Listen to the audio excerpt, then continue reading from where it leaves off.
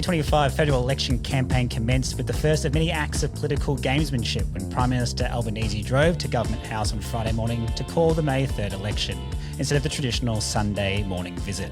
From then on, mainstream media has been awash with punditry, puff pieces and predictions, but make no mistake, this is an election of vital importance to Australia and warrants nuanced inspection. As such, over the coming weeks, Banksia Strategic Partners will be flicking past the front page and getting into the weeds of the 2025 federal election campaign.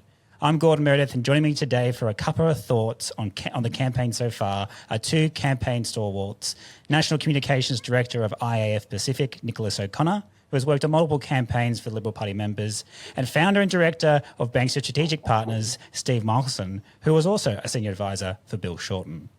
Welcome to you both, and thank you for your time today. So my first question is with regards to the budget, and so it came as much surprise to everyone that the budget papers and replies were tabled last week. But beyond the headlines, what were the key takeaways from the government and the opposition?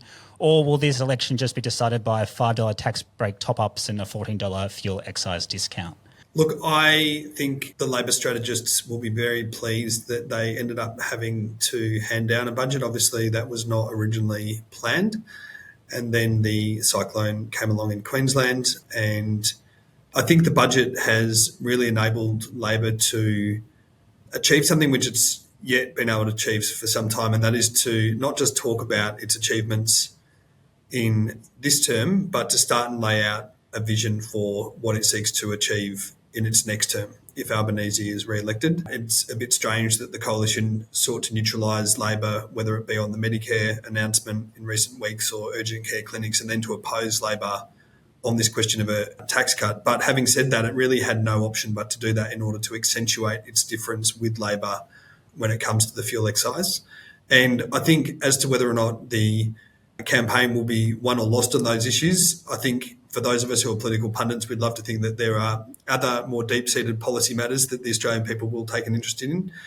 The chances are, and understandably, that with the cost of living crisis, it is the issue that will go a long way to deciding the election. And I think we'll also see between now and the 3rd of May several other cost of living measures announced by both major political parties. And so on that, Nick, do you see from the outside view over in London that this is just a cost of living election, or do you think other issues will come to the fore as we get further into the 5-week campaign? Yes, obviously cost of living is going to be forefront in messaging. I think one of the things that is really crucial is, and I think it's something that is interesting, that an opposition party is actually coming in the first term of being in opposition with a bit of vision. Now, I'm not fundamentally excited about this vision, state-funded nuclear power plants, but it is definitely a unique concept. And so I think it's one of these elections that pops up in the Australian cycle where the environment and climate change is actually relatively important. And it has somehow tied into this whole cost of living debate that we're having. I think that makes it relatively unique. We've got some fundamentally very different policies here. And I don't think the Australian public's particularly sold on either one. And I feel like they're both uncosted fundamentally. You know, we see Dutton's policy. I mean, there is no chance that that will be $600 billion if by the end of its installation in 15 years. I mean, I just don't see it. But also, we're seeing Labor move away from its policy costings of only 3 years ago with regards to certain aspects of renewable energy transfer. So I think there's a lot of inconsistency there. And I would like to see people inputting into that, different organisations, and trying to get a bit more of a balance of a more successful kind of energy transition. With Dutton's budget response, there wasn't any major policies that he announced, and he didn't really, as Nick's alluded to, recost or offer alternative costings in his speech either. Do we think that there's an appetite for more in-depth policy discussion in public forums currently, or will this have to be an election of sound bites and top-level budgets? Yeah, it's a great question, Gordo. I think if Peter Dutton was on this podcast, he would disagree with our collective view that there were no significant policy announcements in his budget reply speech. I think he would point to his announcement around the establishment of a gas reservation policy, made an announcement around curriculum, he made an announcement around, only once made a reference to his nuclear policy. And just on that, I mean, I agree with Nick that there are question marks around that policy being costed at around $600 billion. But it's also surprised me that the coalition, and despite Dutton, I think, having quite strong alignment within his party room behind that policy, it has surprised me that they haven't led with more concrete information in the public realm around costings to dispute that $600 billion figure that is starting to stick, I think, in the minds of the public. In terms of whether or not there's an appetite for more detailed other policies beyond the cost of living debate in the Australian public, I think that answer is always yes. And I don't think that applies just to this election. I think it applies to all elections. I think the Australian people are really hungry for more information, for more detailed information. And I think politicians underestimate the intelligence of the Australian public at their own peril. But what we also know is that with our media at large under more and more pressure than ever before, the ability for us to get up and over the sound bites, to be able to engage with the Australian public around the details surrounding other policy, I think is really hard.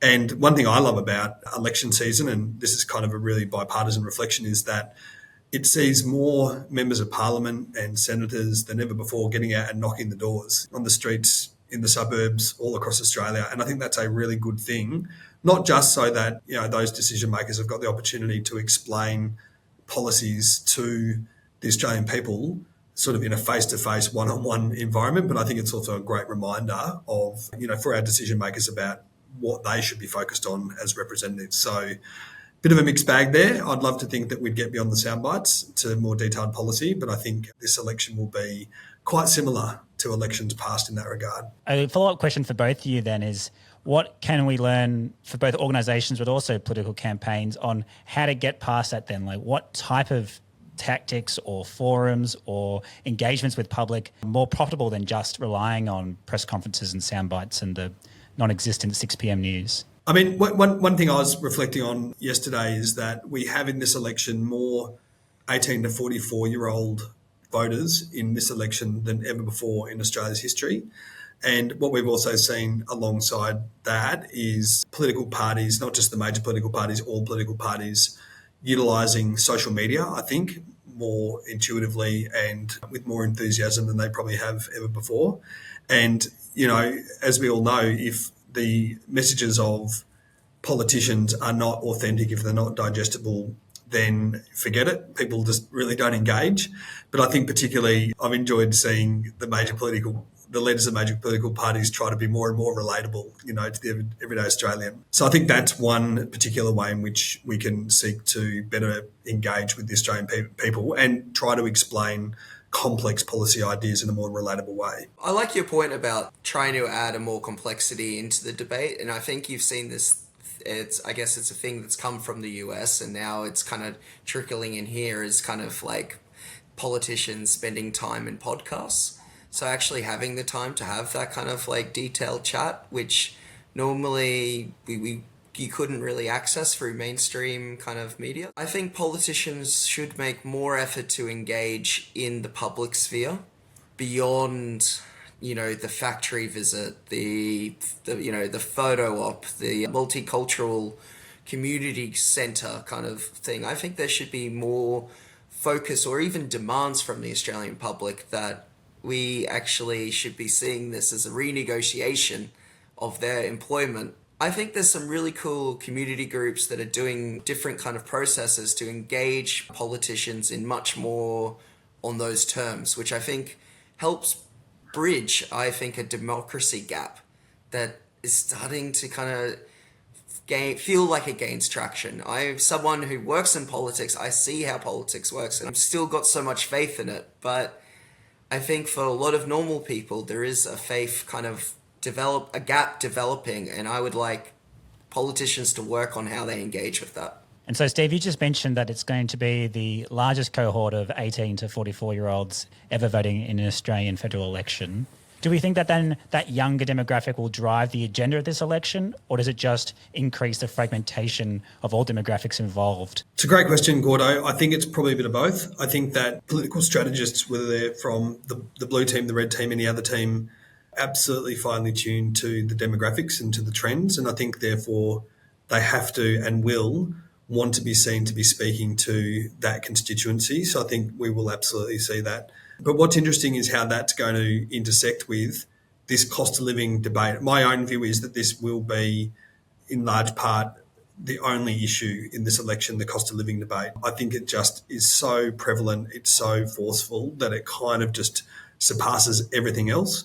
There might be the odd exception to that if you have a sort of significant external event that impacts on Australia's national interests. But in the absence of, a war in our backyard or a natural disaster in our backyard, beyond the one that we've seen recently in Queensland, I think this will absolutely be an election that is focused on the cost of living. And the reason why I think that's relevant to your earlier question around young people is that the interests that young people have don't always relate to the cost of living. They're typically for older demographics. So it'll just be interesting to see how the political parties navigate that. Having said that, we do know that an issue like house affordability and supply is in many respects a cost of living issue. Why? Because young people are desperate to get into the housing market. So that could be an issue that kind of is able to transcend both of those policy areas at the same time. The Labor Party's first big announceable was probably tangentially related to the cost of living crisis around the supermarket duopoly and their intention to make price gouging illegal. With cost of living being the focus of the campaign so far, how would an organisation approach this election then when everything is not focused on organisations, not focused on business, not focused on anything else? Then how do we reduce the cost of living for individual Australians? So if you're coming from your organisation's background, I think basically, and I think you just have to put forward your strong mission, your statement on that fact. I just kind of think that if you're always trying to break in with a media release about, the latest thing that's happened and it's just has nothing to do with what you actually do, I think that's pointless. So what I would say is stick to mission, identify the people you need to talk to and engage with. And if you stick to that, I think that will hold true. The other part of the muddying of the waters when it comes to policy and announcements currently is this so-called soft vote block, as the pollsters have dubbed it early. And apparently there's at least 50% of the Australian population who is undecided and unaligned this election again, which is a massive, massive increase on previous elections. Will this block shift announcements to be more populist policies, such as fuel excises and tax cuts and taking on the supermarkets? Or will the focus shift as we go further on into the election and the polls start to change? Yeah, I think you're absolutely right to recognise that more Australians than ever before are moving away from their commitment electorally to one of the major political parties, and we're seeing more and more minor and independent candidates coming to the forefront. I think that does mean that the major political parties will be more mainstream and, seek the populist position on policies in order to win those people back. I also think, though, on the way through, as the election nears, there'll be more and more scrutiny on the minor parties and independents. And so I think on the one hand, there's a block of Australians who are currently undecided who, quite deliberately rebel and choose an option that is not a mainstream political party. But I also think that as the campaign goes on and those independent and minor candidates are under more pressure, I do think there'll be some who return back to the major political parties as a home, for their vote. And I do wonder whether the election result that we see on May the 3rd will really tell a story, not just about this election and, who ends up sitting on the Treasury benches. I think it'll also tell a story about what does the future of politics look like in Australia for the next decade or two if some of these trends that we're seeing eventuate in the poll result on Saturday night, the 3rd of May. Given the rise of the prominence of the so-called minor parties and the independents, would we see this federal election become increasingly focused on local issues? So you mentioned about you'd love to see politicians move away from the road stop and the cutting of the tape and the visiting of the factories. But we've already seen this campaign that Prime Minister Albanese has gone to the eastern suburbs of Perth to commit $200 million to their local hospital, whilst Dutton's over in Macarthur committing $25,000 to a mosque. If this fragmentation, basically, you need to win that seat in Macarthur or that seat in East Perth, does that force a federal election to become more locally focused?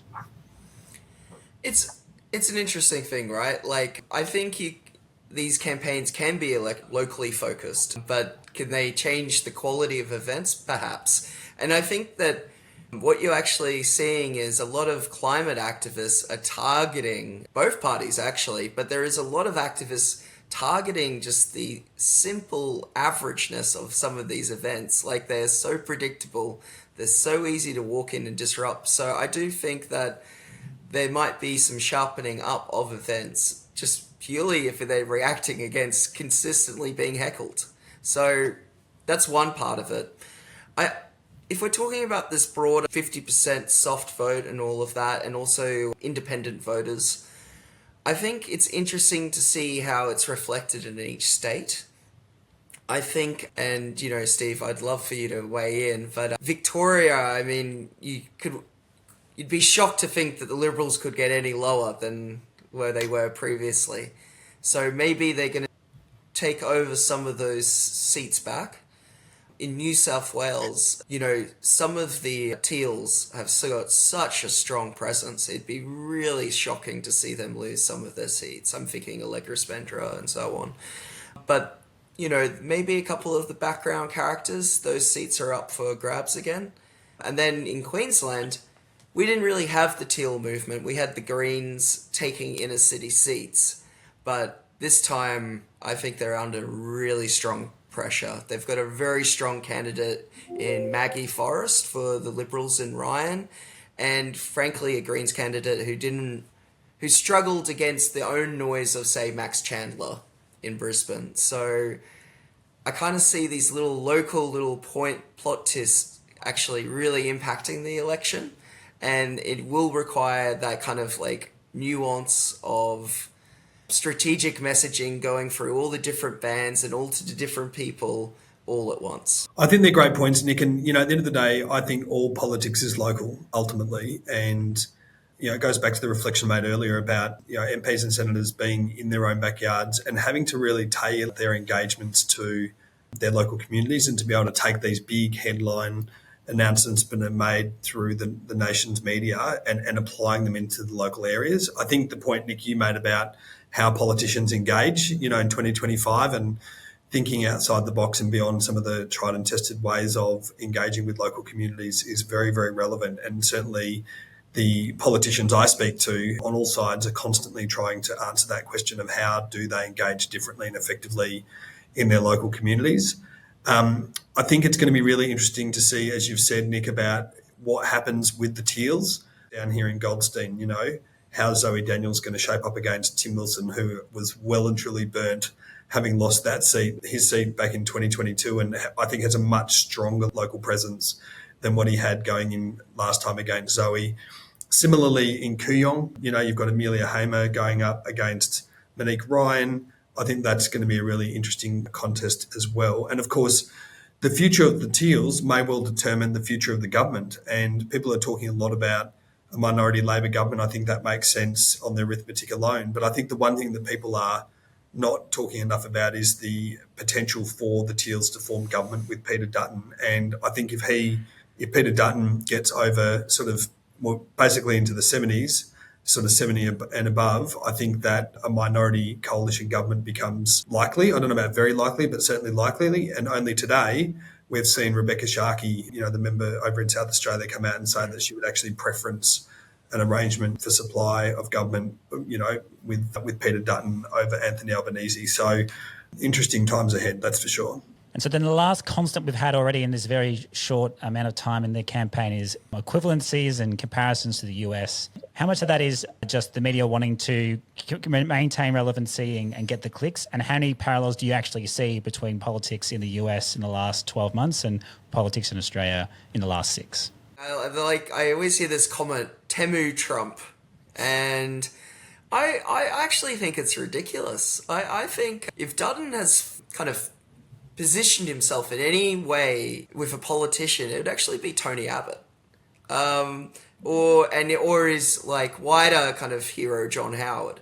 I personally think that Dutton has not so much tapped into every kind of headwind that's come from Trump. I think it's a very easy sell. It's a simplistic sell to sell on Channel 7 News at 6:30 or whatever. That.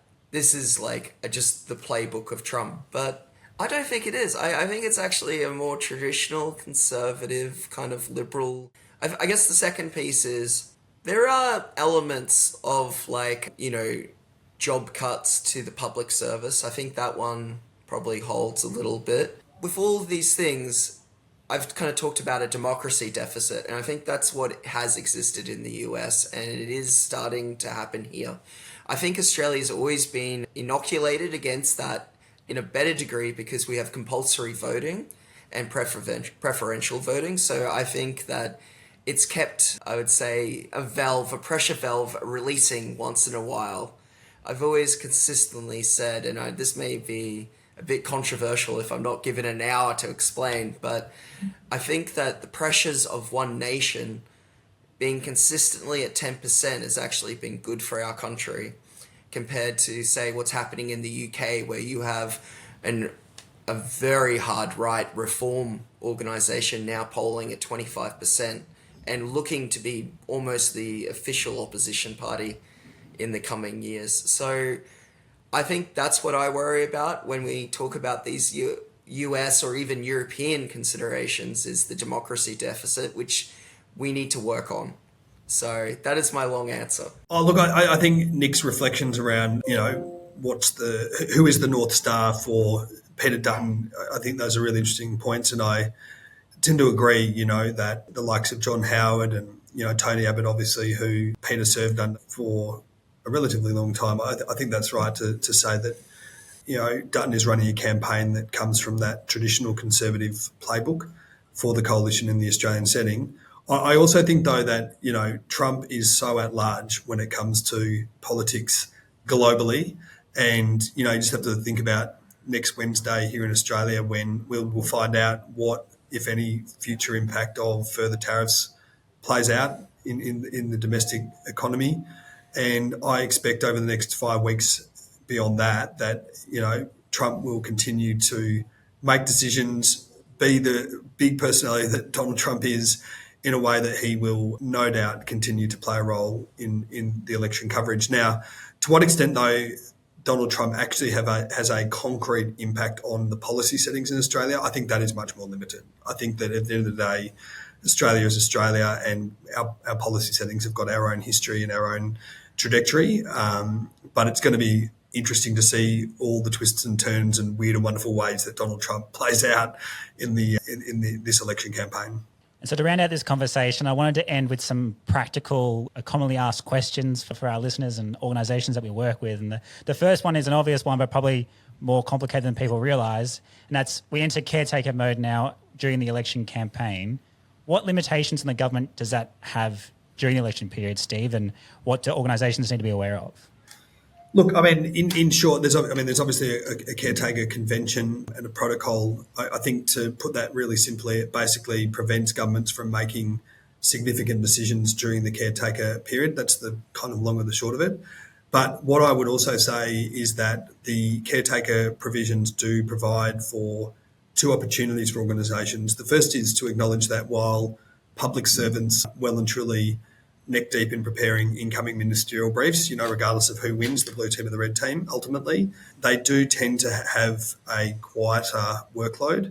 And so it is still a good opportunity throughout this period to be engaging at the bureaucratic level for organisations. I think the other thing I'd say is that it's worth organisations thinking about the period immediately following the election result. Now, by that I mean there's a sort of period of ceremonial and pomp and ceremony and the rest of it in terms of new ministers getting sworn in and, the jostling for portfolios and all of that stuff. But really, once that's finished within the first couple of weeks post-election 3 May, ministers are looking and are hungry for engagement opportunities. They want to be seen to be getting out and engaging, hitting the ground running with organisations. So while it's difficult to say that the ministers in their portfolios, or indeed the shadow ministers in their portfolios, should they form government under Peter Dutton, will necessarily stay in those portfolios, we do recommend that clients start to have a think about what the landscape will look like, and frankly, regardless of who their minister is, and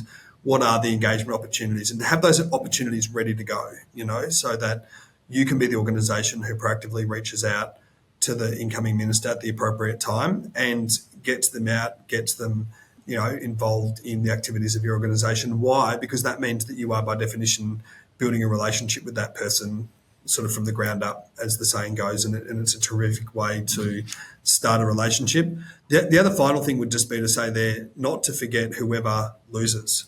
And the reason for that is because organisations should always take a bipartisan approach to government relations generally, but rest assured, in 3.5 short years, the next election will be upon us, and you just never know how the loser of the next election becomes the contender for the next. So we do suggest that engagement happen on that side of things as well. So on that, and to round out our conversation today, is that if we believe the polls, and that's potentially follow on us, given the history of polls in the last decade of politics, but one of the most likely results will be a minority government of some sort to be formed. So how should organisations best prepare for that outcome? Yeah, so I think fundamentally what you need to do is you need to engage, say in your local kind of concept of Australia, you need to be aware of the independents, the people who will be fundamentally providing supply to any government's outcomes. So I think that's an important factor you really have to consider there.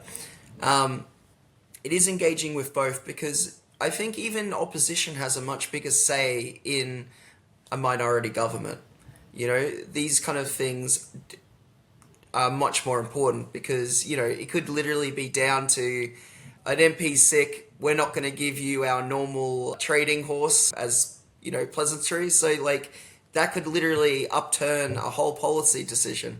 So I think it's these little bits and pieces that you have to be conscious of. So engaging with everyone would be my main priority. No, I think that's right. I mean, engage is the bottom line. And government relations is like a muscle. You've got to work it to keep it strong. So, elections are kind of this weird window of time that we have where everyone runs around the country and the media sort of eats itself alive on all things election coverage. But rest assured, the Parliament will be returning in no time, and the challenges that face the country remain, and the opportunity for organisations to be part of public policy solutions is absolutely there for the taking, strategic, and again, engage. Well, that brings us to the end of our first Cuppa of Thoughts for the federal election campaign so far. Thank you both for your time again today, Nick and Steve, and thank you everyone for tuning in. Make sure you like and subscribe to this podcast on your platform of choice, as next week we'll be joined by Associate Director Elise Gatt to explore what influence energy and climate change policy will have on the campaign. We look forward to sharing a Cuppa of Thoughts with you then.